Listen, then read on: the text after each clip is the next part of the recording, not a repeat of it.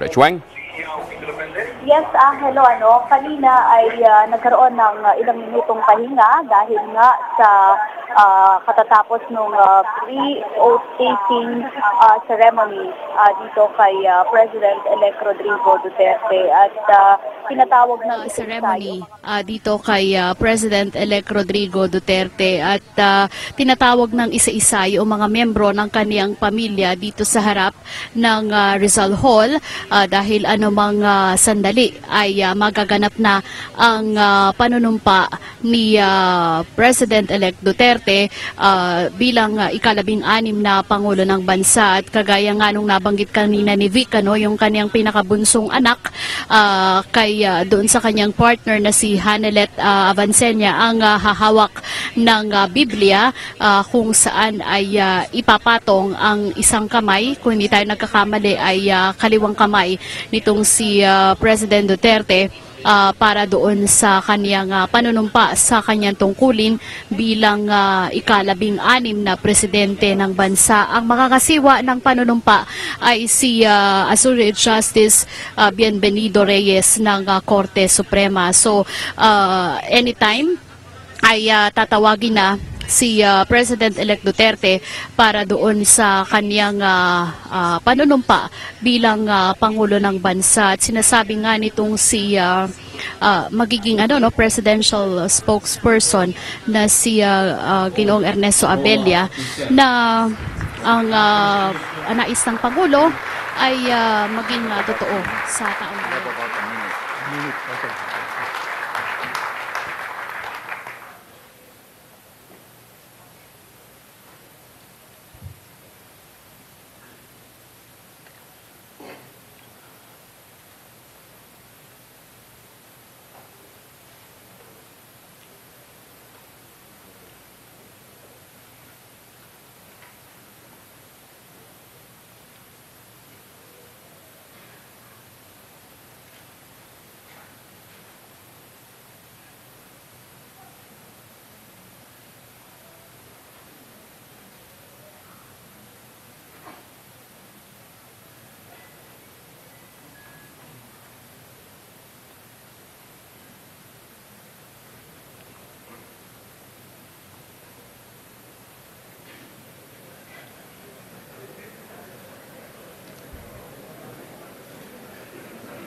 Okay, it's 12. Yes. May you please raise your right hand for your oath of office and repeat after me.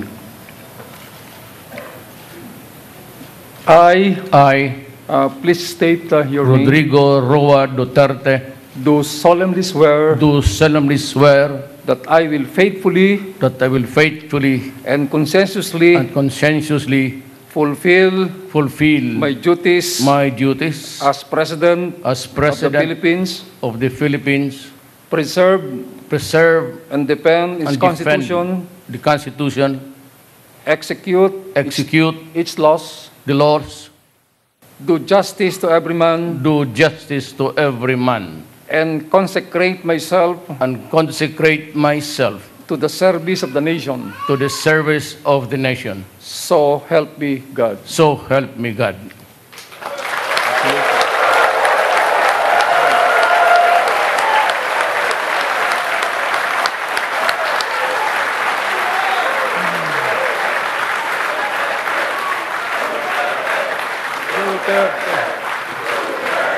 The President will now proceed to sign his oath of office.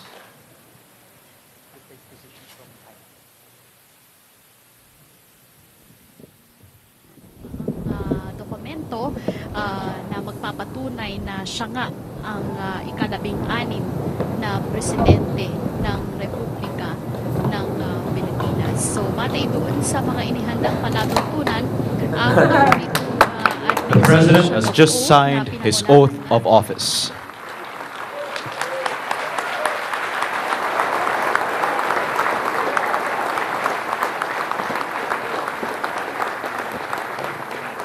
ng kaniyang gabinete. So, maging dito sa labas ng Palace Grounds ay nagpalakpakan din ang Excellencies, ladies and gentlemen, the President of the Philippines, Rodrigo Roa Duterte.